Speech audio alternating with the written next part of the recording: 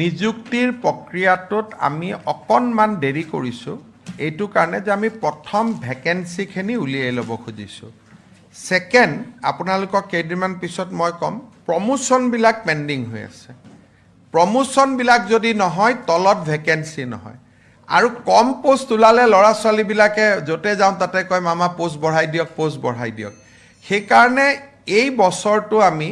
এই বানপানী হোৱাৰ পিছতে খুব প্ৰমোশ্যনবিলাক কৰিব খুজিছোঁ অসম গভৰ্ণমেণ্টত আপোনালোকে জানে কনিষ্টবলৰ পৰা যদি মানুহজন হাবিলদাৰ নহয় কনিষ্টবলৰ পোষ্টটো খালী নহয় সেইকাৰণে ডিচেম্বৰলৈকে আমি প্ৰমোশ্যনবিলাক চেছ কৰিব খুজিছোঁ ধৰক এডুকেশ্যন ডিপাৰ্টমেণ্টত 1000 হেডমাষ্টাৰৰ পোষ্ট খালী আছে যদি শিক্ষকজন হেডমাষ্টাৰ নহয় শিক্ষকৰ পোষ্টটো খালী নহয় সেইকাৰণে আমাৰ টাৰ্গেটটো হ'ল 2 লাখ ভেকেন্সি ওলোৱা যাতে এই 5 বছৰত আমি 2 লাখ বা মোটামুটি 2 লাখ নিযুক্তি দিব পাৰোঁ সেইকাৰণে এই বছৰটোত আমি প্ৰমোশ্যনখিনি কৰিম